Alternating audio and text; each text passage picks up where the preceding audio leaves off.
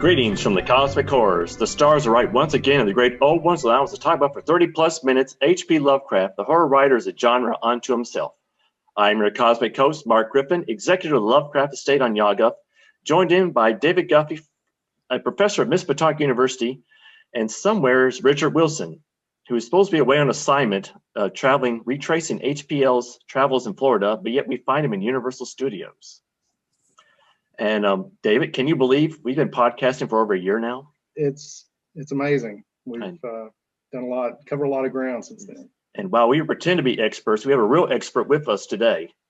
And believe it or not, we have the great Owens have renewed us for a second season, and to celebrate, we have a special guest tonight, St. Joshi. So welcome, sir. Glad to be here. And just give a little bio of who you are, so the audience, just in case they know who you are. St. Joshi is a writer, musician, critic who is best known for his scholarly work on weird fiction and fantastic fiction, especially the life and works of H.P. Lovecraft and fellow writers. He has worked on the corrected texts of Lovecraft's fiction for Arkham House and has served as editor for Lovecraft Studies. He has collected and published Lovecraft's poems, essays, letters, and criticisms, many of these accomplished with David E. Schultz. They also compiled the H.P. Lovecraft Encyclopedia. He wrote a 2-volume biography, I Am Providence, Life and Times of H.P. Lovecraft, and he edited the H.P. Lovecraft Cat Book. Believe it or not, but he has other interests as well as the works of Clark Ashton Smith, Lord Dunsany. Did I say that right, Dunsany? That's correct. Yeah. Ambrose Bierce, Ramsey Campbell, and H.L. Mencken. A few of his non-Lovecraftian books are Documents of American Prejudice, an anthology of writing on race from Thomas Jefferson to David Duke. Atheism, a reader, Agnostic, a reader. He has also found time to sing in the Northwest Chorale at the First Free Methodist Church in Seattle. And so welcome aboard to 30 Minutes of H.P. Lovecraft. And the first question I want to ask you, what was it about Lovecraft that made you want to decide to dedicate your whole life to him? Well, I was lucky in that I got to Lovecraft when I was a teenager, and I think it's just an ideal age to read him. Not that Lovecraft really is designed to be read by teenagers. He's designed to be read by all ages, and the more you read him, and the more you read him over the course of your life, I think you see different things out of him. But at that age, 13, 14, 15, you're really looking for escape. You're looking for something away from the mundane realities of life. Not that I had a perfectly good life. I was an immigrant from India. My parents had come to this country when I was quite young. I was only 5 years old when I was first got to the U.S. And we were at that time, settled in Illinois, and then we moved to Indiana. And that's where I discovered Lovecraft. Either in junior high school or maybe early high school. I can't remember now. And I'll tell you, it just blew me away. I mean, the prose, the very extraordinary conceptions, this whole Cthulhu mythos thing, which, of course, you didn't really understand, and it's not meant to be understood. But it was the prose, believe it or not. I thought his prose was magnificent. And to this day, I still think he wrote some of the best prose in the English language. I had read some horror literature before, not a whole lot, maybe Poe, some of these other writers, some anthologies. But Lovecraft just captivated me. And then I started looking into Lovecraft's life. Now, again, we're talking about the early 1970s here. There wasn't much out there, really. But from what I could find, I seem to feel a certain kind of bond with him. We love cats, that was one thing. I mean, that sounds superficial, but there are other things along that line that made me feel that he and I were sort of, I don't know, simpatico in some ways. And so I just said, I got to study this guy. So what did your parents think about that? I think they thought it was a pretty odd obsession. I mean, they were, my father was an economist. My mother, still around, by the way, at 93, is a mathematician. And so although my father was quite well read in English literature, you read some of his lectures that I've seen, on economic subjects, and yet he quotes Wordsworth and Milton and people like that. He was very well read in English literature, but not in the horror field. In fact, I remember we, for some reason, went to see the Twilight Zone movie when it came out in the early 80s or something, that anthology film. And his one-word response after seeing that film was, absurd. So he wasn't really into the horror thing. It just didn't do anything for him. But to me, it was just fascinating. And I then started writing, horror stories at the age of 14 or something. I mean, they were awful, as you can imagine, but it just got me writing. I mean, that was from Lovecraft's influence too. I mean, not that I was writing, I did write some Lovecraft pastiches, but I just wrote all different types of horror and detection. I was really into the detective story too at one time. And so I wrote whole detective novels and stuff like that. So I really did a lot of writing, and I sense that's what I wanted to do with my life. Do you still have those stories? Some I in junior and senior years of high school, I formed my own little magazine at school. They allowed me to, publish my own little magazine. I was the chief editor, and there were two other editors who helped me along. We came out monthly. It was mimeographed, and I made the mistake of putting some of my stories in there. And most of my other stories I mercifully threw away. I mean, they're really awful. They're inconceivably bad. But I did publish some of these things. And recently, I actually came out with a volume, self-published. I didn't want to inflict this on any real publisher. I did it myself, called Back from the Dead, which includes all these early stories and poems that I wrote too. And actually reading them over, I found out they were not quite as dreadful as I thought. Some had some interesting concepts in them. I think the writing was bad, but whatever. I came away with a slightly better impression of my early junk than I had remembered. But even then, even in high school, I realized maybe fiction isn't my forte. It's I mean, I'm just copying other people. I want to do something a little more original than that. So why not try criticism? Well, I didn't know the first thing about criticism. It was like, it's not exactly like writing book reports. I mean, there's a little more to it than that, I would think. But I just blundered into that and started trying to write criticism of Lovecraft or, detective fiction or whatever. And, just fortuitously, I started getting in touch with other people who were interested in Lovecraft and doing more sort of scholarly work at the time. It was a very exciting time to be in the field, because up to that point, the criticism or research on Lovecraft had been in the hands of fans. I mean, some of them had done good work, but they were basically fans. They really didn't know how to go about doing scholarly research. But now, in the early 70s, a small group of people had emerged who could, take Lovecraft to a new level, and I kind of wanted to be a part of that. And one of the guys who really helped me for years was a professor down in Georgia, Dirk Mosig, who really, I mean, he was the leading professor or leading scholar on Lovecraft at the time. And we're talking about early to mid 70s. And he helped me a lot. Again, remember, this was way before the internet, but we exchanged letter after letter, long letters talking about Lovecraft and how do you go about studying him and all that. And he was a huge help to me. And so were you in college at this time or still in high school? Well, here's the thing. Okay, DeCamp's biography came out in 1975, and that was a huge event, believe me. I mean, that book, from a major publisher, and it got a lot of coverage, and I soaked it up immediately. That was would have been my junior year in college, and I think in high school, I'm sorry. And I think that DeCamp's biography informed me that a lot of Lovecraft's papers and manuscripts and stuff were at Brown University. So I said, okay, let me see if I can get into Brown University. Now, it is a distinguished Ivy League institution. I had no,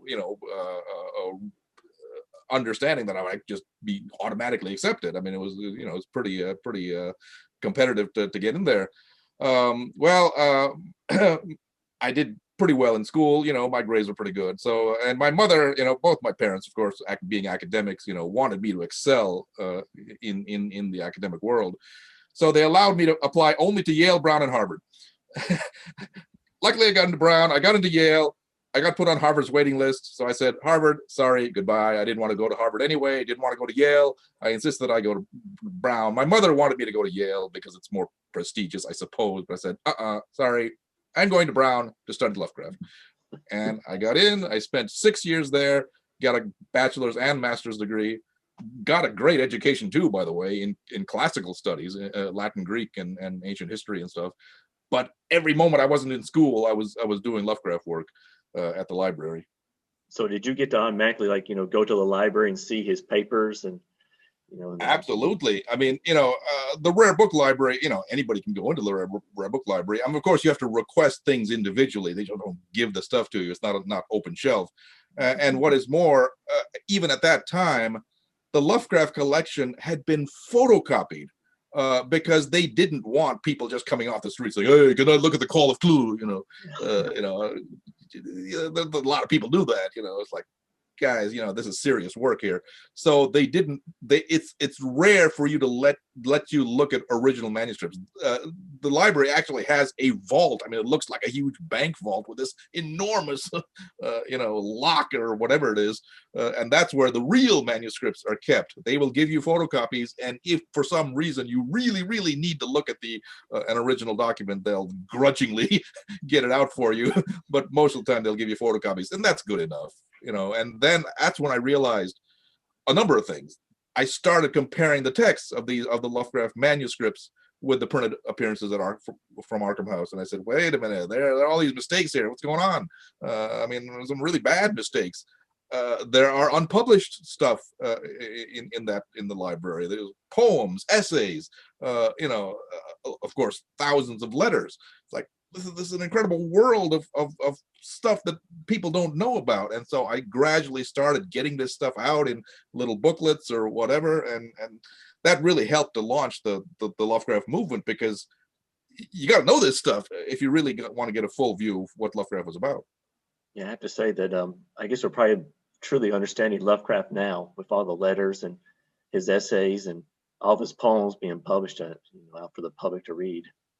So. It's an incredible amount of material to digest. I mean, we've already published about 20 volumes of letters, and that project itself, I have to say, was really spearheaded by Schultz. When obviously I wanted to read the letters just for reference. They have all sorts of good information in them that can apply to the study of his fiction or what have you. But the idea of actually publishing this enormous quantity of material, which, by the way, fills about 4.5 million words of text. The whole idea was staggering. I mean, who would possibly publish this stuff? We initially started in the 1990s doing a few little books with Necronomicon Press. And even at that stage, we said, we got to publish these letters by correspondent, all the letters to one correspondent. Arkham House, when they did the selected letters, didn't do that, and maybe shouldn't have. They wanted to do the whole spectrum of Lovecraft writing to all these different people over the course of his lifetime, and that's why that project took so long, because they kept getting more and more letters from people, or finding them, and that interrupted the whole chronological sequence that they were trying to establish. I mean, they had announced that project in like 1939. The first volume didn't come out till 1965, and the last volume didn't come out till 1976, even after Derleth had died and Donald Wandry had left the company. But we said, we got to do it by correspondent, because you can usually find all the letters to one correspondent, in one place.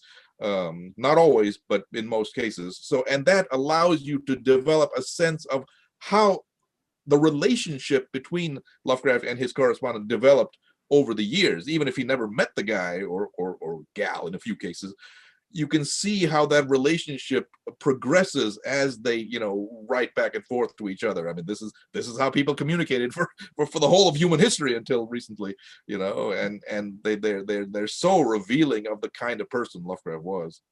I'm amazed he would maybe send a simple postcard, or else he'd write 20 plus pages to people. I think we don't want to get into amateur psychoanalysis here of a dead person. I mean, that's notoriously unreliable. But it seems to me that I think that Lovecraft had a bit of Asperger's, and nothing wrong with that. There are great people who have Asperger's, but I think one result of Asperger's is that you write a lot. It's almost like he was almost like a blogger in some ways. I mean, he just couldn't stop writing. I mean, here's a kid, J. Vernon Shea, for example, 19-year-old kid, writes a letter to Lovecraft, through Weird Tales, in 1931, and basically, I don't know if we have the letter itself, but we can tell what it was. It was just a bunch of questions that Shea was asking. Were you married? What have you written? This, that, and the other thing. Lovecraft wrote, 20 pages back to this kid whom he didn't know. It's like unbelievable. I mean, who would spend that kind of time? But Lovecraft it was very important to him to communicate with people. He wasn't a hermit by any stretch of the imagination. He got out a lot more than many people do in traveling up and down the East Coast, but he also wanted to communicate with people, express his views, get their views, and that's how he, talked. He didn't really have a lot of people in Providence, Rhode Island to talk to because let's be honest, they just weren't all that. He didn't find very many interesting people in his hometown. There were a few, but not many. Most of the people were all over the place. Clark Ashton Smith in California, Robert E. Howard in Texas, Maurice Moe in Wisconsin, a bunch of people in New York. And so how do you do it? You write letters, and he did. Yeah, and that he did. He sure did. Did y'all have the original letters, or were like the copies that Derleth did? Oh yeah, well, obviously we try to get originals where possible, and John Hay Library has a lot of them. Some of them are elsewhere, it takes quite a bit of effort sometimes to find them. Unfortunately, some batches of letters are either destroyed or we don't know where they are, and then we have to rely on Arkham House. What Arkham House did, beginning again as early as 1939, if not even earlier than that, Derleth knew he wanted to publish at least one volume of letters. So he asked a lot of Lovecraft's correspondents, hey, come on, send me your letters, send me the manuscripts. I'll get my secretary at Arkham House, a woman named Alice Conger, to type them up, and then we'll return the letters to you. And that happened over decades, literally. And so Arkham House produced 41 volumes, if you want to call them. There are 41 batches of typescripts, each about maybe 100 pages, perhaps. Some way less than that, some a little more. Just transcripts of these letters. Now, unfortunately, they're not all complete because Derleth, realizing what an enormous amount of material he had here, did not feel the need to transcribe documents, word for word. You can see in letters that pass through his hands, he has little marks in the margin in like crayon or something, saying, okay, basically you type this part, you stop here. So in some cases, the letters are only excerpts. Even so, there's more in those transcripts than what was ultimately published in the selected letters, which is a further abridgment from the transcripts. But in some cases, like the letters to Robert E. Howard, unfortunately, were destroyed. Who knows why, back in the 40s. And so we're reliant only on the transcripts. In some other cases, I think the letters to James F. Morton, a really important correspondent, many of those somehow are lost or we don't know where they are. And so we have to rely on transcripts. But where possible, you got to get the originals. One of the most incredible feats that we did was to publish the joint correspondence of Lovecraft and Clark Ashton Smith. What happened there was that Smith had hundreds of letters from Lovecraft and like 60 postcards. When he died, his literary executor, Roy Squires, wanted to sell these letters first as a batch, but nobody bought them as a batch, but then individually. But he said, all right, I'm going to make photocopies of all these letters and we'll give them to some library. He clearly meant the John Hay Library, after all the letters were sold. Well, Squires, who was also a bookseller down in California, spent decades selling these letters individually, piece by piece. He died in 1981 or so. His successor, Terence McVicker, still was selling letters, and finally, some in the 90s, I believe. No, even later than that.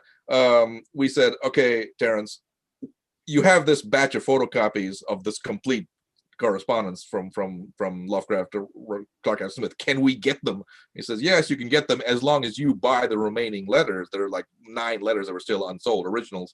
And so a bunch of us got some money together. We bought the letters and said, okay, you send these letters and the copies to the John Hay Library because we didn't want to personally own them. We wanted them to be at the library, and that happened. And eventually we got scans of those photocopies letters, and that's how we published the joint correspondence a couple of years ago.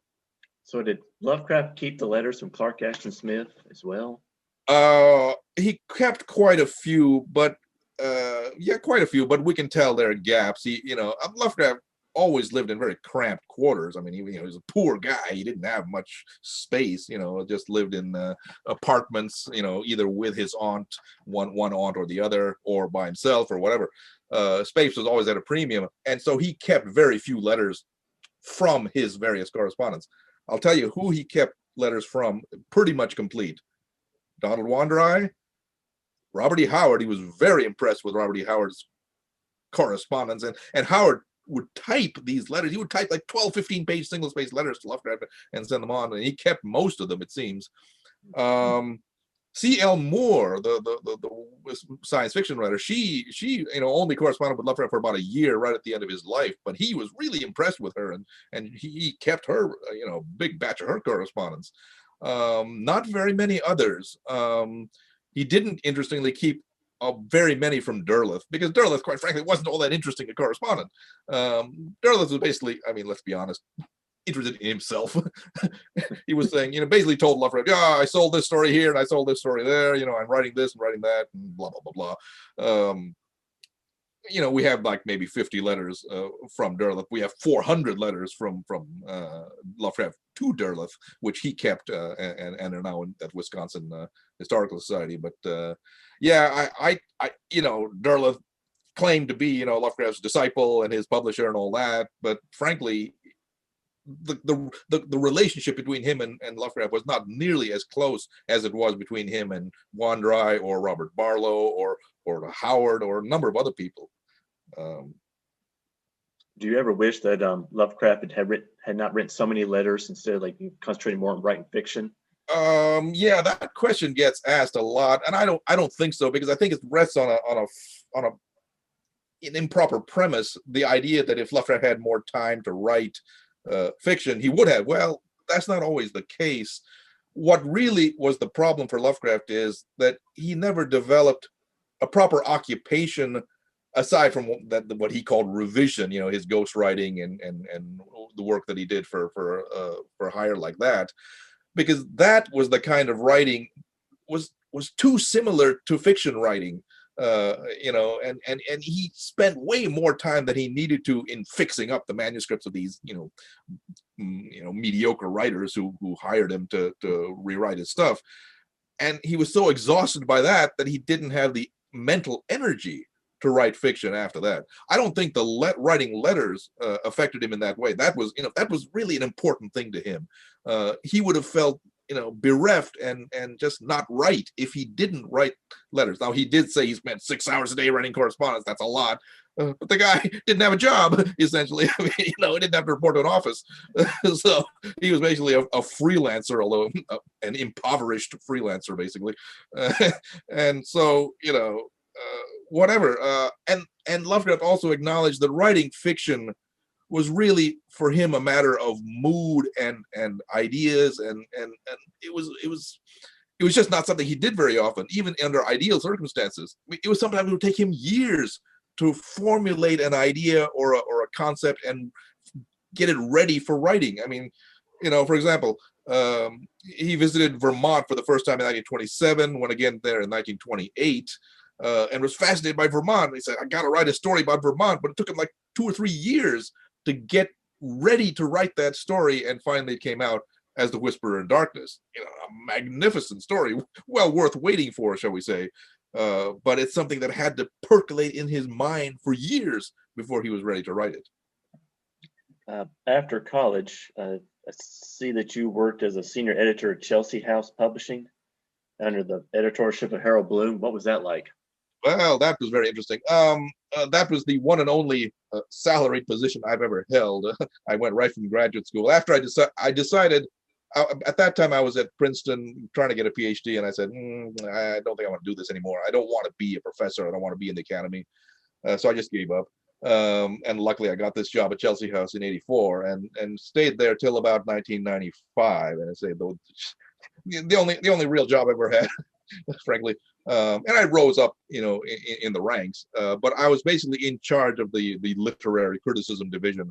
Now, when you say work with Harold Bloom, well, sure, I met him a couple times, but we basically hired him to give us his name, on the books he published. I consulted with him a bit on various things on a very general level, but what these projects were, at least at our end, was this enormous reference series, sort of a bunch of encyclopedias, if you want to call them that, reprinting literary criticism from, really from over the centuries on American writers, English writers, world writers. Really a fascinating enterprise, and that educated me a lot because my understanding of the whole of English and American literature wasn't as good as it maybe should have been. And so I learned a lot by working on this whole project, and that has helped me a lot in many different ways in my own study of Lovecraft and these other writers. And one of the first things you wrote was like a Lovecraft criticism was Who Wrote the Mound, which at the time was a very obscure work by Lovecraft, or that he ghost wrote. So how did you come across the Mound, and why did you decide to write about it? Yeah, the John Hay Library has like 2 or 3, at least 2 typescripts of the Mound, in their holdings, and they're very strange. One of them is apparently complete, about 82 pages, double spaced. The other one is 69 pages. Like, what's going on here? Why are there these 2 different versions here? Well, you read the correspondence between Lovecraft and either Zelia Bishop, for whom he wrote the Mound, or other letters, and you can tell that he wrote this story, and it was, again, way longer than it should have been. Really, there's no reason to write a 25,000 word story, on the subject. It's a great story, but it was so long that it didn't get accepted. It was sent to Weird Tales and was rejected, at least partially on the basis of length. Now, at this time, Lovecraft was, Zelia Bishop was being represented by Frank Long, who was trying to get interested in being an agent, a literary agent. And so it appears that Long was charged with abridging this manuscript to make it perhaps more saleable to a pulp market. So he was the one apparently who produced this, slightly truncated version of the text. And we can see little marks of handwriting that appear to be in his handwriting. And so I looked at all this stuff, and I looked at the documentary evidence, and I got in touch with Frank Long. This was about 77, I suppose. I was still only about 19 years old. And I wrote to him, sent him a draft of this essay and says, do you think this is right? I mean, is this correspond with your memories? Well, he said yes, but he said, I've already sort of forgotten a lot, as you can imagine. I mean, this was, 47 years after the fact. You can't expect some guy to remember every little detail of what happened. But yeah, that was I felt I'd done my little bit to contribute to Lovecraft criticism that way.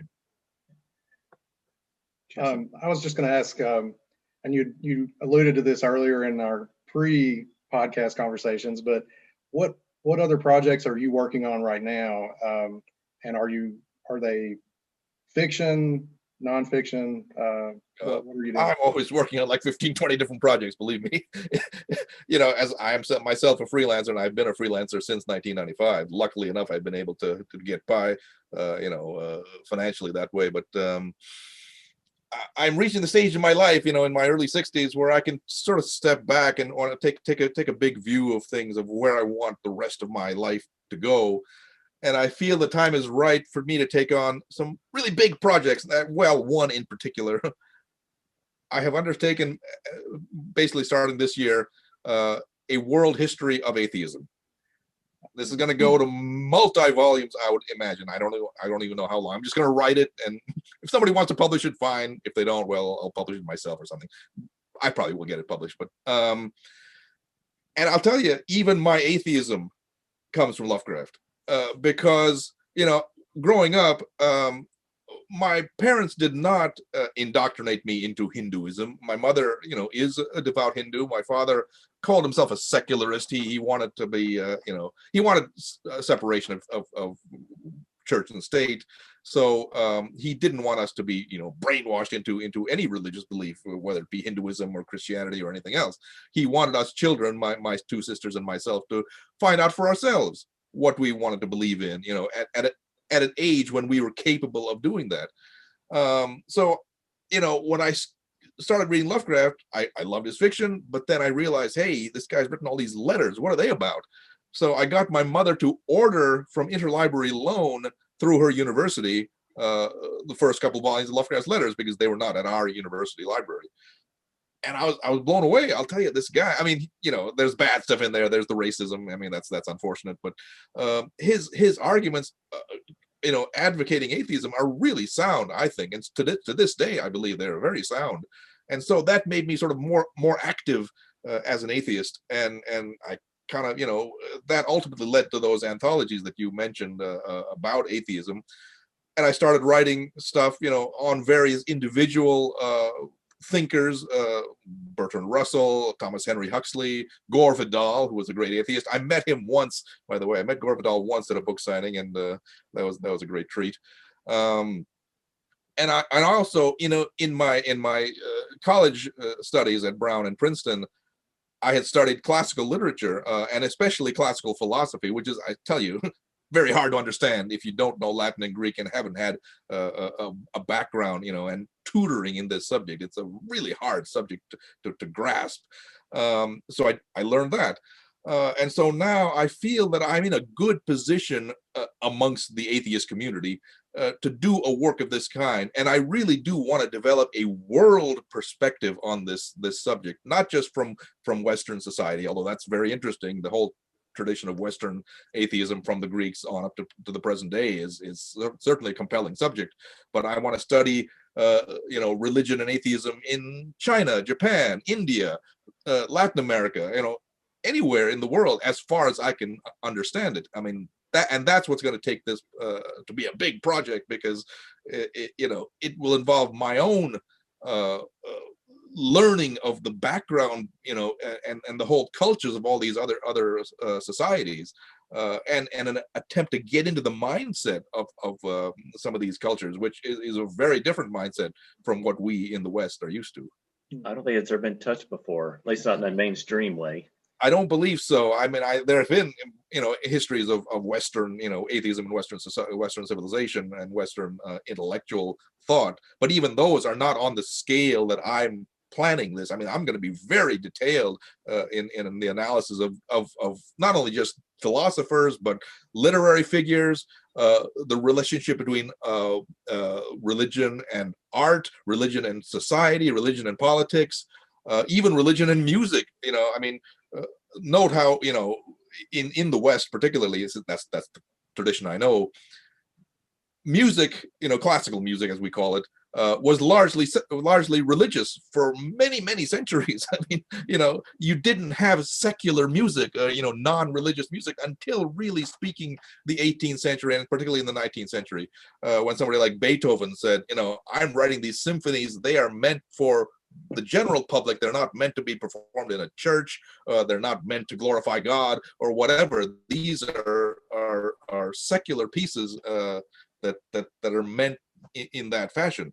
And so that itself is a development that has to be, you know, chronicled to see how gradually in the West, particularly, again, that's the culture I know, how religion has basically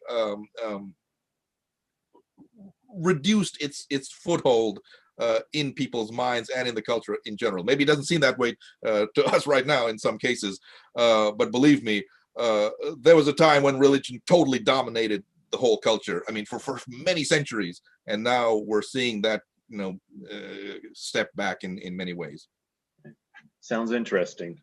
Definitely like to read something like that. Yeah.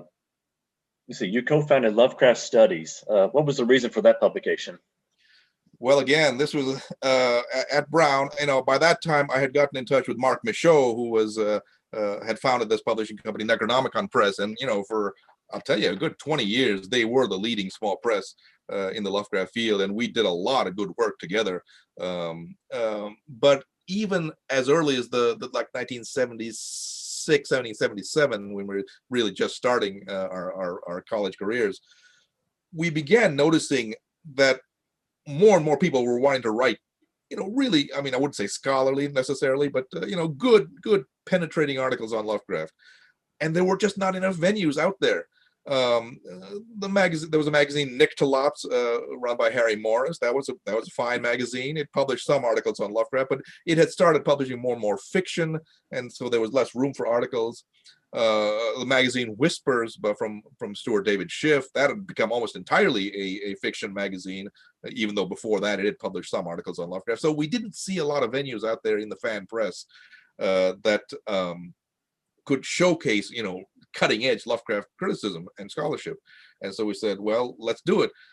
We had actually tried to interest Brown University in sponsoring the magazine, because it would have been great to get, a university sponsorship. But quite frankly, it struck us as, and they actually were a little bit interested at the start, but it struck us as unlikely that they would entrust a magazine of this sort to two undergraduates. It just wasn't very likely that would happen. So we said, sorry, we'll just do it ourselves. And we did. And we kept that magazine running twice yearly for, more than, what does it go? First issue was 1979. The last issue, there were some breaks, but the last issue was like 2005. So wow, that was a long time. So then finally it folded. But then by that time, Derek Hussey had emerged with Hippocampus Press, largely through my own encouragement in New York. And I was based in New York too at the time. And I said, Derek, we need to have a successor to Lovecraft Studies. Why don't we do the Lovecraft Annual?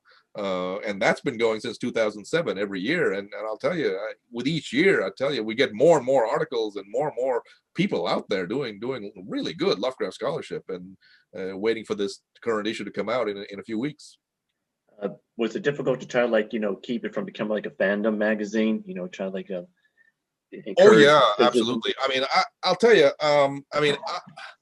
my first book on Lovecraft, my first serious book, or the major book, was that anthology, H.P. Lovecraft, 4 Decades of Criticism, which came out in 1980 from Ohio University Press. And remember, I was, at that time, I had just graduated from college with my bachelor's. And I'll tell you, I started that anthology in 1975 when I was still in high school. And even then, I said, there are fan publications out there like this, with just collecting articles on Lovecraft, for fans. And I said, that's not where we need to go here. Lovecraft already is a mainstay in the fan community. We need to raise the interest in Lovecraft, or raise the awareness of Lovecraft to academicians, to literary critics, to the public in general, not just the fan world. And so right from the beginning, I compiled that anthology with a university press in mind, even though I was in high school. And and I actually, even in high school, I started querying some university presses, saying, are you interested in this book? And I went through, I think, 33 different publishers, Cornell University Press, Harvard, Brown University Press, I think, had become defunct. You would think they'd be an ideal place, but I think they weren't even publishing anymore. University of Pittsburgh Press actually expressed some interest. There was a guy there who liked Lovecraft, but eventually we didn't come to terms. But then I finally, in 1978, at Brown, as I was a sophomore or a junior, wrote this letter to Ohio University Press. I don't know why, but I just did. And they said, yeah, okay, we'll take this book. And the funny thing is, throughout this whole correspondence, they kept referring to me as Professor Joshi, because they couldn't imagine anybody who was not a professor doing a book like this. It just wasn't done. The idea of the independent scholar at that time, and certainly an undergraduate scholar, was unheard of. And so finally, when I signed the contract for this book, I said, guys, you don't have to call me a professor anymore. I'm just an undergraduate. And apparently, I heard later, they kind of flipped out. They said, what have we done here? We can't publish this book by an undergraduate. But then somebody else, one of my friends, said, you presumably accepted this book on its merits, not on who compiled it. So just chill out, okay? Yeah. And in fact, the book came out in 1980 and did really well for them, and got widely reviewed, including, by the way, a front page review in the Times Literary Supplement in London. Wow. I was totally flabbergasted. That review was kind of mixed, but the guy liked Lovecraft and thought well enough of this book. He criticized it to some degree, but he said, yeah, this is pretty good. So I presume Ohio University Press did not regret publishing this book. In the early 1980s, I was studying English literature at Western Kentucky University, and that was a big part of my resources that I had available to me when I was writing. I did a couple couple of my research papers I did about Lovecraft, and that book was really invaluable. It was Yeah, wonderful. there wasn't really that much out there because, I think, well, I thought it was the first book on Lovecraft published by an academic press, unless you count Philip Schreffler's Lovecraft Companion, which came out a couple of years earlier from Greenwood Press. But really, from really early on, I had already got an agreement with Kent State University Press, another press in Ohio. I guess the Ohio publishers like me, to do a bibliography of Lovecraft. Because they had apparently noticed, well, there's no real comprehensive bibliography of Lovecraft out there, and they had a whole series of bibliographies, a whole line of bibliographies of all different types of writers. And they said, well, why don't you do one? And I said, okay, not having any idea what is involved in doing a bibliography. Again, I mean, like, what do I know about it? And I figured that I'd just be a compiler of information from other people, whether it be Dirk Mosig or David Schultz, or they just send me all this other material and I just put it together. Sorry, it's my phone ringing, no better. Well, it turned out that especially when I got to Brown, I ended up doing a lot of the work myself because the stuff was right there. I mean, Brown has an enormous holdings of printed works about Lovecraft too, fanzines and all kinds of other works, and so I had to be on the scene there to do the work, and especially foreign editions of Lovecraft, which were even then getting quite extensive. In fact, I spent a week with Dirk Mosig because he was not only the foremost scholar of Lovecraft, he was also the foremost collector of Lovecraft material, printed material anyway. And he was in touch with all these different scholars around the world who were producing, foreign editions of Lovecraft and sending them to him. So I spent a whole week out there in Georgia, just basically cataloging his library for the bibliography, and that was just a lot of fun. Now, was this normal for most high school kids, to be like trying to print their own book and stuff like that? Were you an oddball in school? I wouldn't think so, but I mean, it's kind of what I want to do. I mean, as I say, at the age of 14, I said, I'm going to be a writer in some fashion or other. And I said, if I can't be a writer of fiction, which I really can't, I'm really not a very good fiction writer. I said, well, I have to be a writer in some other way. And by God, I mean, I produced every year of high school, I produced something like 1,000 pages of writing, because as people like Ray Bradbury and many others say, if you're going to be a writer, you just got to write. Just get it out of you. I mean, you just got to get the words out so that you develop your own, you learn what you do best, and it takes a lot of effort and practice, and you might as well get started early. I'd read a lot. I kind of had a sense of what I wanted to do as a writer, but, it changed over time. But, you just got to get that practice in there. I didn't have much of a social life. I mean, I was, I had my friends in school and they were fine, but basically I went to school, came back, started writing, and that was it. It's you got to have that kind of tenacity and patience and discipline if you really want to get anywhere. Sort of switching gears just a bit, but I'm more pop culture oriented than Mark. He's very scholarly. He's all into that, and I'm wondering how does it feel now, and how would it have felt at 17 or 14, now that Lovecraft is seeping into the popular mythos, and you're like, oh, I've known about this for the last 40 years or 50 years, and now it's like everybody knows about it. Well, yeah, I have to say I have some mixed feelings about that.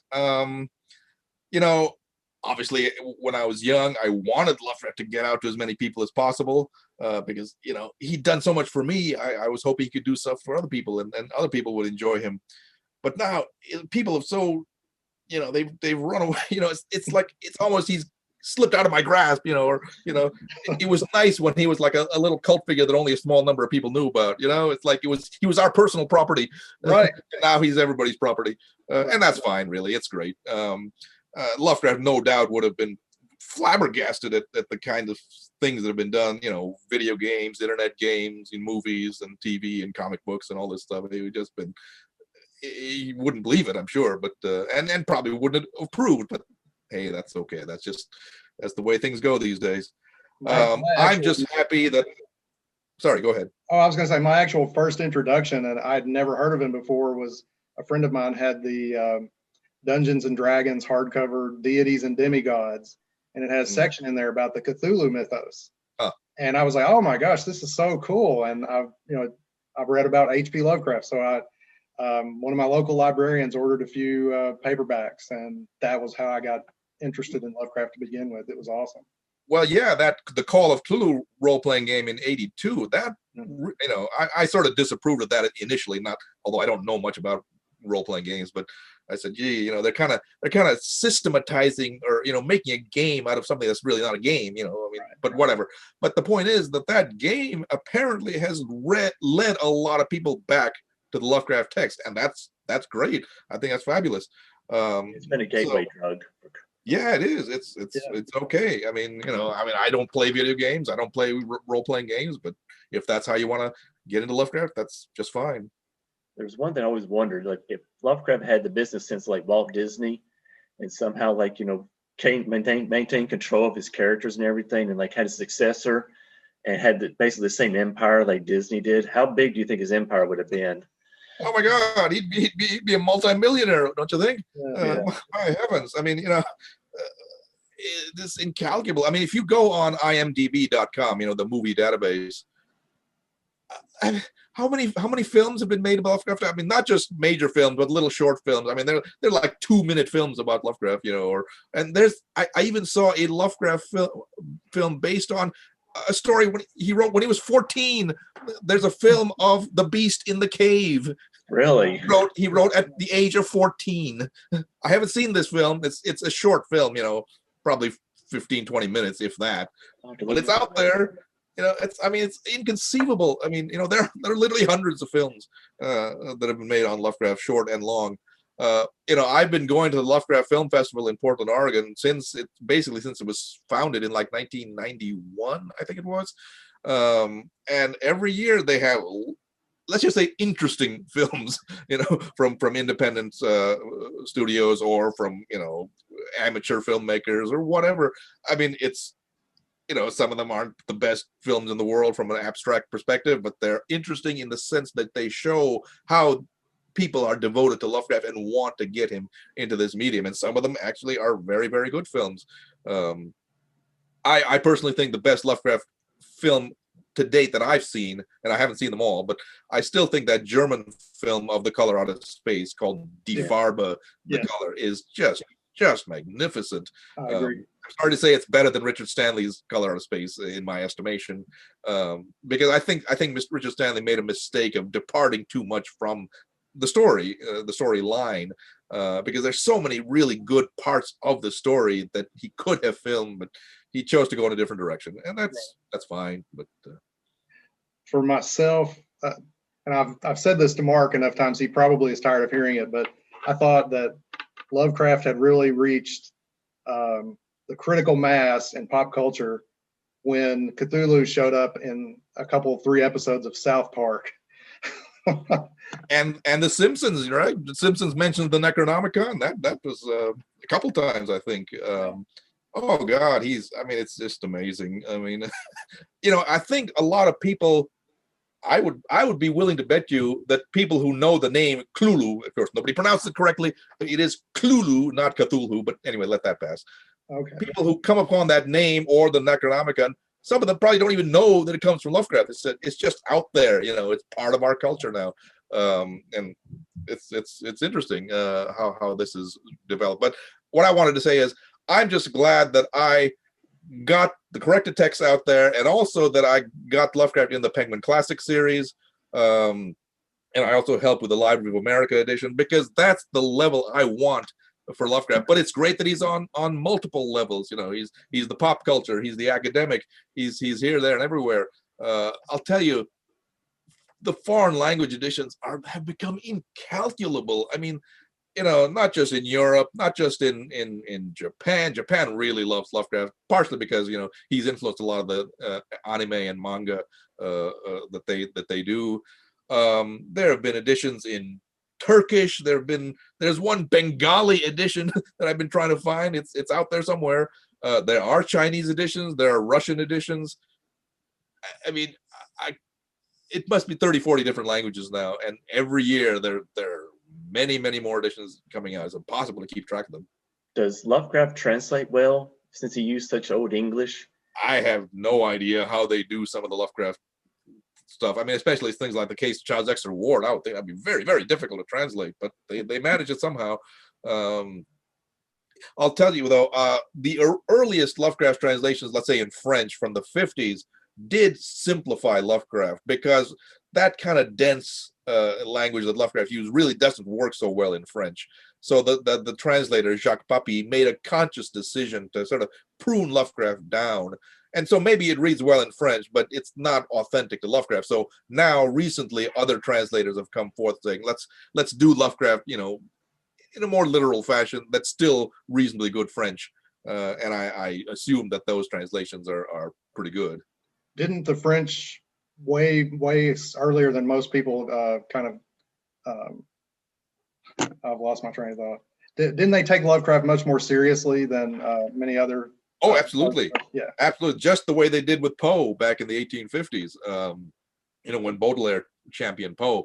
Yeah, in the 50s, they not only thought Lovecraft was just, you know, way more than just an entertaining pulp writer. They thought he was a serious literary figure, and the very learned articles about Lovecraft came out in these prestigious French periodicals. You know, saying, you know, what a, you know, they felt Lovecraft was an interesting figure in his cultural moment, and that's a very interesting take on Lovecraft. And I think we can do more about that even today from that perspective. But yeah, they still have a very, very high regard for Lovecraft.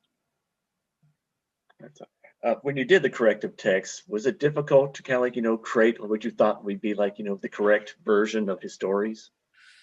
Yeah, this process is very, very complicated. And again, fortuitously, I learned something about transmission of text and textual history through my studies of the Latin and Greek classics, because there we are reliant upon, you know, copies of copies over, you know, many centuries. You know, we don't have original texts from you know, classical antiquity. We have to rely on these monks over centuries who copied texts, you know, by hand, you know, over and over again, you know, and that's how these texts have come down to us.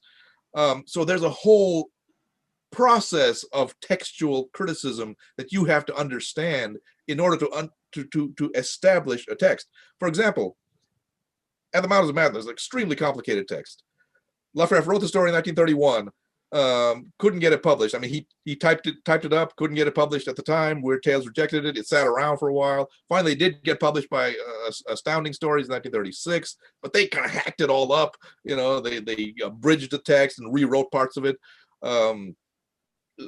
You know, and Lovecraft went to the effort of literally trying to taking his own copy of Astounding Stories and like penciling in the corrections by hand. I don't know why he bothered with that. Lovecraft was kind of an OCD sort of guy. He did that sort of thing sometimes. And then it got, you know, published by Arkham House and on and on. So you have a number of different texts. You have the handwritten manuscript, which is still there. You have the typescript. You have the Astounding edition, and then you have the Arkham House editions. And all these texts are different, you know, and you can't just follow one of them because Lovecraft did some revisions for the Astounding appearance, apparently, you know, before he submitted the story. And so it's a very, very complicated process of textual transmission. And it took me a long time to figure out what a reasonably accurate text of that story was. And I've seen his handwriting. He's probably not the easiest person to read. Or did you get used to reading him? For some reason, I took to Lovecraft's handwriting pretty easily. I mean, I don't know. I just found it, you know, not all that difficult. I mean, sometimes when he scribbled, you know, up, you know, sideways in the margins, yeah, that becomes difficult. One of the most exciting things that ever happened to me, though, I'll tell you, was the rediscovery of the original manuscript of The Shadow Out of Time. You know, we thought that was lost forever because Lovecraft had given it to Robert Barlow. Barlow had gone down to Mexico, and, you know, who knows what happened there. But to make a long story short, Barlow had given this manuscript to a student of his. You know, he was a professor in Mexico, and she had gone to Hawaii to retire. Then she died, and her sister found this manuscript and learned that the John Hay Library has all this Lovecraft stuff. So she contacted the library and says, I have the original manuscript of The Shadow Out of Time. Do you want it? And the librarian, after he had recovered from a fainting fit, probably, said, yeah, I want it. Please. She gave it to him. It was a gift. Wonderful. It probably would have, if she had tried to sell it, it probably would have bring in 6 figures. I'll tell you, it's that valuable. But she just gave it to him, and I was the first one to be allowed to consult the text. And so I was living in New York. I came up there to Providence and studied this handwritten thing that it was written in an old high school composition book. And again, this stuff written on the sides and all this arrows and stuff with all these revisions. And it was a revelation. I'll tell you, it's a different story really from the published version that we had known up to that point, and it reads so much better now in the corrected text. Oh, wow, that's wild. I want to jump to his essays. He covered a wide range of topics. What did you think of his essays when you first discovered them? Lovecraft wrote some good essays. I mean, obviously, supernatural horror literature is important, and some of his philosophical and political essays actually are very, very compelling. But most of his essays were written during his amateur journalism period, and they're not all that substantial. His letters cover the same ground a whole lot better and in more detail, I think. So yeah, a lot of those essays reflect some very early opinions that he eventually grew out of.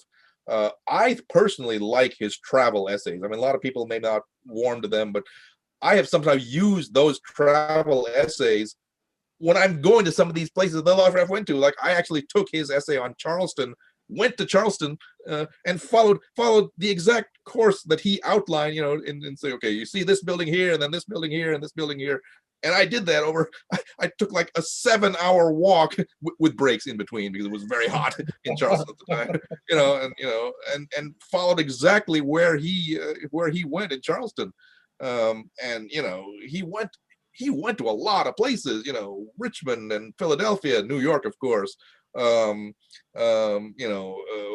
places in Florida, as you've mentioned. He was pretty well traveled for somebody who really never got much farther than the East Coast. I mean, he went to New Orleans once and he went to Cleveland once, but that was it. Never crossed the Mississippi, really speaking. But for all that, he did do a lot of traveling and wrote about it, I think, in a very interesting way. And he really was really in depth with his travels. It wasn't like just maybe some passive reference. He definitely. Well, he traveled to study, not to study, but to soak up the history of these old places. And he knew that to do that, you had to learn about them first. And so he would either get, guidebooks or histories of the place beforehand, if he could, and read up on them first, and then he would know what he is looking for. No, he was a very, very diligent and tireless traveler, and he did it on an incredible shoestring budget.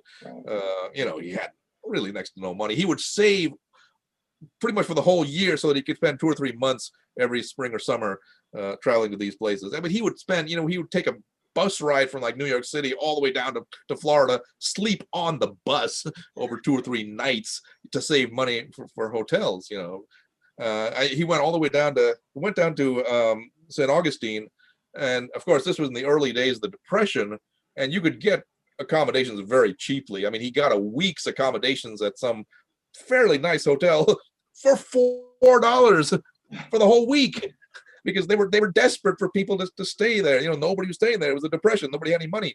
So, $4 a week, that sounds pretty good to him. So that's where he stayed. Sounds like it'd be a bargain this day, especially. Right. Absolutely. His poetry is kind of a mixed bag for me. I like his fantasy and horror, especially Fungi from Yaga.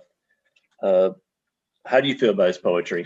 Yeah, Lovecraft was not a good poet. I mean, even among his own colleagues, Clark Ashton Smith was a way better poet. Samuel Loveman was a better poet. In some ways, even Donald Wandrei was a better poet than Lovecraft.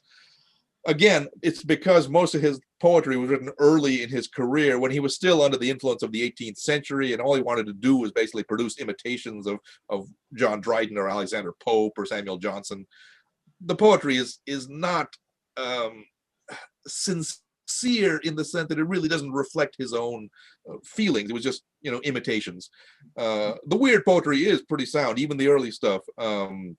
But gradually, over the course of the 1920s, he realized that early stuff was a mistake, and he struggled to try to find his own voice as a poet, and certainly in the Fungi from Yagath he did that. But aside from that, there's not much really that we should value in that poetry.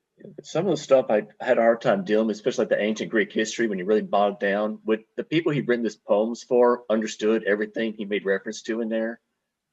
Well, yeah, it's interesting how educational standards have changed. We don't soak up the Greek and Roman classics as people used to for many centuries, so that we don't understand these references anymore, and it's a shame. Even in biblical references, a lot of that goes over people's heads.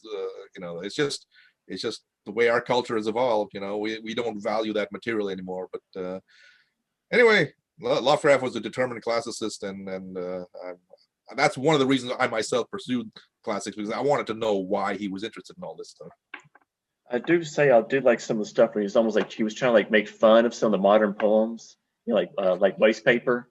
Lovecraft was a really good satirist. I'll tell you, he was a good satirist. Yeah, Waste Paper is a devastating poem. I wish T.S. Eliot had read it. That would have been very funny. But no, he had a pretty sharp tongue, both in his letters and in some of his poetry, and that's some of the most valuable stuff that he wrote as a poet. Did the poetry have any influence on his fiction? Like I think you one time said that he had like kind of like a flow with his writing. Fiction. Yeah, maybe. I mean, for example, we say that his signature achievement is the cosmic perspective that we find in a lot of his stories. Well, the first instance of that, I think, is in his poem, "The Poet's Nightmare." That's one of the earliest instances where he had that cosmic perspective. So that's kind of interesting. That's in 1916, before he actually even started writing fiction seriously. But I think he realized poetry was kind of a side thing, a side occupation, as it were. But the fungi from Yuggoth, I think, coming almost at the very center of his fairly short literary career, kind of both sums up what he had done in fiction up to that point, and then sort of looks forward to what he did later on. So that is a kind of a fulcrum between his early work and his later work. You adapted one of his poems to music, "Sunset," and it was sung in a choir. Yeah, that was interesting. Well, you mentioned that I'd been in this Northwest Chorale. I've been singing in that choir for almost 20 years now. Of course, in the pandemic, we've been on hiatus for over a year, and I hope we can resume in the fall. But, I've been studying music for a long time. We don't want to go into that. But, I play the violin. I did some composition early on in high school, but it was not very good. But performing in this choir has been an incredibly enriching experience for me, I'll tell you, because we do big works. I mean, not only we do Handel's Messiah every year, or every other year, I mean, we do things like Bach's B minor Mass. We did Verdi's Requiem, which is very, very difficult. Mozart's Requiem. I mean, we do major works like that, but we also do contemporary songs, and some of those, really got to me. I said, this is really good stuff. So I've always had, a hankering to get back to musical composition. And now that I've been in the choir, I think I know enough about how to write choral music that I gave this a shot. And it came out, I thought, pretty well. And my choir performed it in like May of 2019. But by then, I'd already started doing other work. I've done about 12 different songs for unaccompanied choir, a cappella choir, as they say. I'm hoping the choir will perform more, but and I've set other poems by Lovecraft to music, including several different poems from the fungi from Yuggoth. I think my best composition is the setting for Continuity, which is the final poem in that cycle, and I thought that came out quite well. But my publisher at Hippocampus Press is actually going to publish the scores of these compositions next year in a book. All 12, 13, or 14, or however many there are, accompanied by a CD, not including literal, people perform them, but my music software can generate a sort of, a version of the sound of these compositions, and so you can at least listen to them that way. We can't get real people to get together. It's just too difficult even now to try to get people together to perform this stuff. But at least you'll have some idea of how they sound from this CD. And so this is a choir of a Methodist church, is that right? Well, actually, no. We are not affiliated with a church. We are a what we call a community choir. We simply happen to practice in that particular church. We perform all over the Seattle area, mostly in churches, but not always. And we mostly do sacred music, but that's only because there's so much great sacred music to do. I mean, some of the greatest choral music ever done is sacred, and that's just the way it is. But we are not strictly speaking affiliated with a church, and we do secular music too as well sometimes. So it's a mix, and I find it tremendously rewarding. And we'll jump to the letters now. So how many more letters are there left to be published? I think we have done about 19 or 20 volumes, and I think we're going to do. Well, I think I had laid out a plan to get all Lovecraft's letters in 25 volumes. So we have about 5 or 6 volumes left to go, and they're coming. Most importantly, you may have heard that we finally managed to purchase Lovecraft's letters to Frank Belknap Long, which a book dealer had in his possession, had been selling since 2006. And we finally raised quite a lot of money to buy this huge batch of letters, and now we gave them to the John Hay Library, and they're in the process of producing scans of this material, and we'll be editing those in the course of time. That'll be probably the last 2 volumes of the set, and we have other volumes coming out over the next year or 2. But that'll be it, and then in some fashion or other, I'm not sure how we're going to do this, but we will produce some sort of massive electronic edition where you can get all the letters in one spot, whether it be some online venue or a CD-ROM. We haven't decided yet how to go on that, but at some point you will be able to consult all the letters electronically, and we'll see what happens from there. Oh, that'd be very handy. Wonderful. Is Helm Spink, do y'all have his letters? Do they still exist? Yeah, we just got, well, not just, but the John Hay Library purchased them, actually quite a while ago now. Yeah, Helm Spink, I'm surprised that you know him, but he was an amateur figure from the later amateur movement from the 1930s, involved with the National Amateur Press Association. And yeah, he corresponded quite a bit with Lovecraft. And we have his letters to Lovecraft also, which actually is kind of interesting. So we'll be publishing a joint correspondence of those. He was from Louisville, Kentucky, so I was most interested in him. Yeah, because he published a little pamphlet of Lovecraft's, what he called Further Criticism of Poetry, because that was a survey of amateur poetry at the time, which should have gone into the National Amateur, because they published stuff like that in every issue, but it was too long to appear in the National Amateur. So Spink said, "I'll just do this on my own." He worked at a print shop, the George G. Fetter Company in Louisville, and produced this pamphlet. It's, I imagine, quite scarce, but yeah. That was a legendary print company in Louisville. They printed a lot of government documents for the state government as well. So they were very active. And they had a slight connection. There was a good, our governor got assassinated around the turn of the 19th century. And he was a witness. George Fetter was a witness to that crime happening. So he's like, he shows up in quite a bit of Kentucky history. Huh. So was it tempting when you're like, going through like his letters to kind of like, tone down the most offensive parts, for like, or? Oh, no. That would be a violation of every scholarly impetus that I have. There's actually a tendency to, if anything, to I don't know, systematize Lovecraft's style or writing, punctuation or something like that. But even that, no. I mean, you can do that in fiction because fiction is meant to be presented as a sort of a uniform set of documents. Letters, you have to print them exactly as written, otherwise they're valueless. The whole point of publishing a letter, which is a private document, not meant strictly speaking for publication, is you have to print every single mistake or whatever as you can. The one thing we don't do is we don't print like when he crosses out a word and prints or writes another word. We just print the revision. There are editions of like Mark Twain that print every little scratch out and thing. That goes a little too far, and we just don't have the resources to do that. But yeah, we no, we hey, you got to take Lovecraft, the good and the bad, and that's let people make up their own minds. We're not going to censor Lovecraft or guide people to any particular way of looking at him. Was it difficult annotating his letters? Oh yes. Oh, and we still come up with things that we just can't find or can't figure out. Part of it rests upon Lovecraft's handwriting. I mean, sometimes that handwriting is difficult to read, and we don't even know who he's talking about.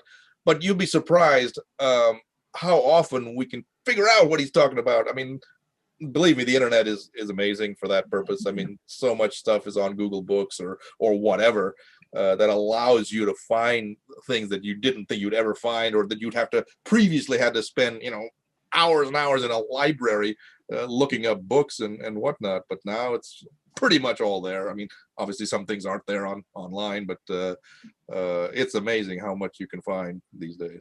Yeah. Are there any letters that you would just love to have? I guess like Sonia Green's letter, I guess you probably would love to have. Yes. So he's, Sonia herself says, oh yeah, he would write me 30, 40, 50 page letters, over the, when they were courting, and she must have had a huge stack of letters, but she went out to a field and burned them all. Oh my God. Oh, no. Oh, that's so painful, but hey, that's her right. I mean, they were her property, and she just wanted to put that, side of her life behind her and move on. That's okay. I think we have exactly one postcard to her. One postcard survives. That's ridiculous. And it's like 3 sentences, like wish you were here, that sort of thing. God. Yeah, that's one. There are a couple other batches. Yeah, I can't remember them at the moment, but it's like, it's, and yet it's amazing how many people saved Lovecraft's letters. I mean, I think even then, even the his early years, people realized, wow, this guy is really quite something. And they kept those letters and handed them down to their relatives or whatever, or put them in institutions. And we're lucky to have what we have. I think aren't there some letters from Harry Houdini that still survive? There are a couple letters by Houdini to Lovecraft. I don't believe we have any of Lovecraft's responses, or Lovecraft's own letters to Houdini. I don't know if there are Houdini archives. Maybe there are somewhere, but those letters haven't turned up, and there probably aren't very many of them. He wasn't really that much in touch with Houdini, only very sporadically over a couple of years. And what about Dashiell Hammett? Did they ever write?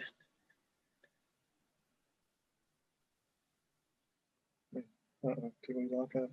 Are you frozen? I'm sorry, I didn't catch that. Are you back?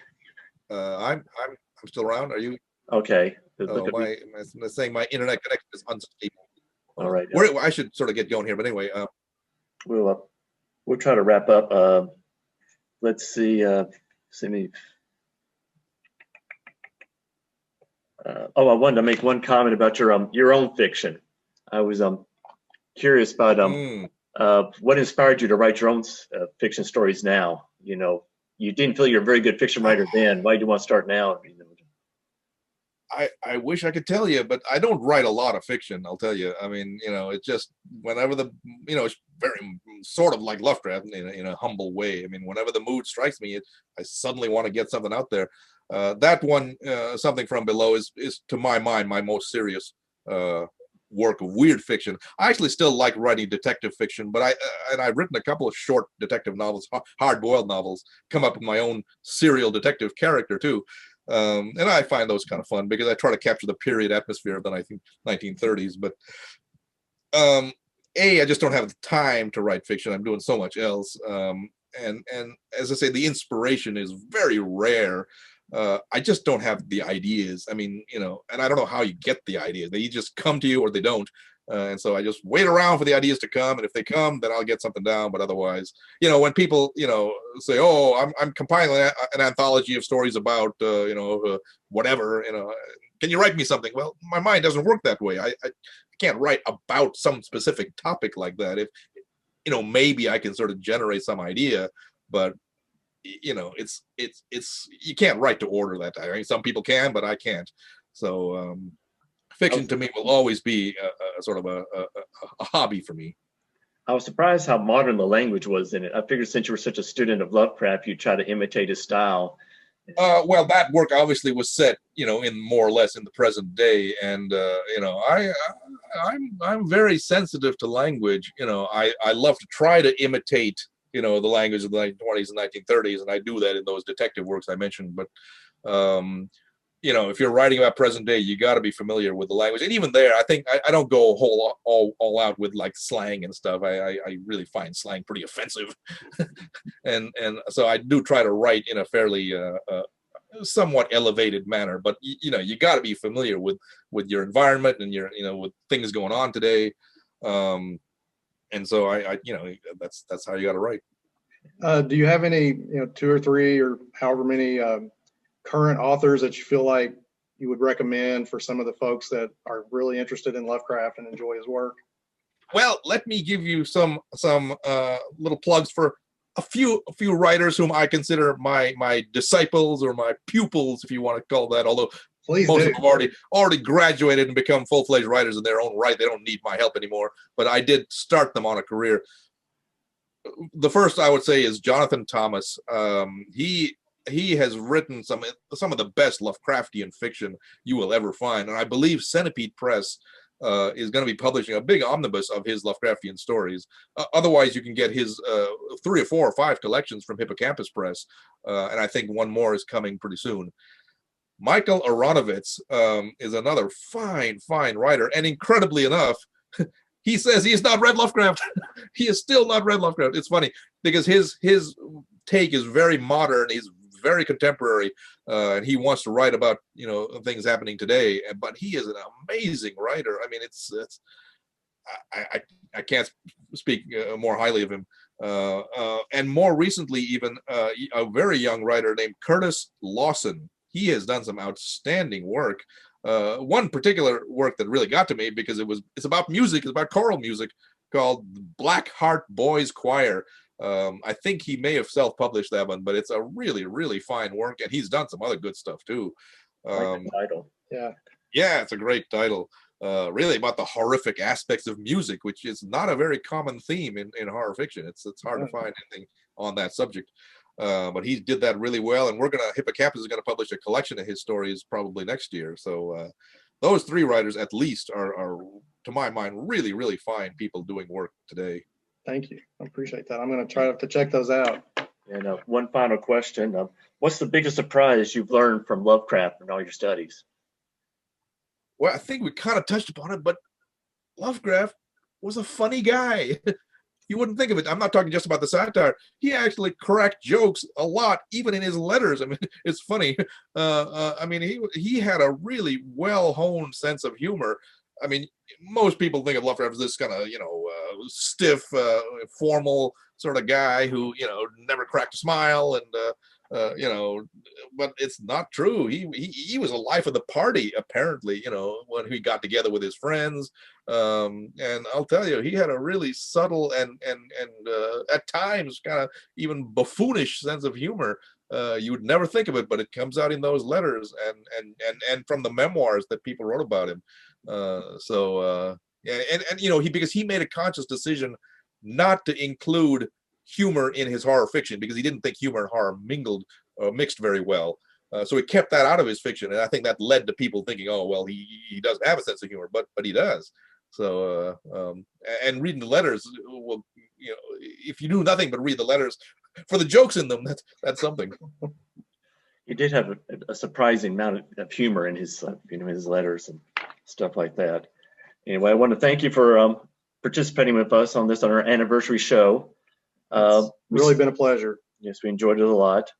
30 Minutes of H.P. Lovecraft is sponsored by the great Cthulhu pronunciation standoff. Who is right? Who is wrong? Witness many enunciators stand before the great old ones with their correct pronunciations for the name of the big C and watch them wither and die because they do not have the vocal cords for it. This podcast was created in association with LovecraftPod.com and Logan Speculative Fiction Group with the help of the Logan County Public Library and the great old ones. Special thanks to Katie Tyson for her technomancy and Joshua Dukes for his Billingsgate. You can listen to the past episodes at anchor.fm/LCPL. Until we meet again, may you avoid the wrath of Princess Cthulhu who was being strangely quiet during this period.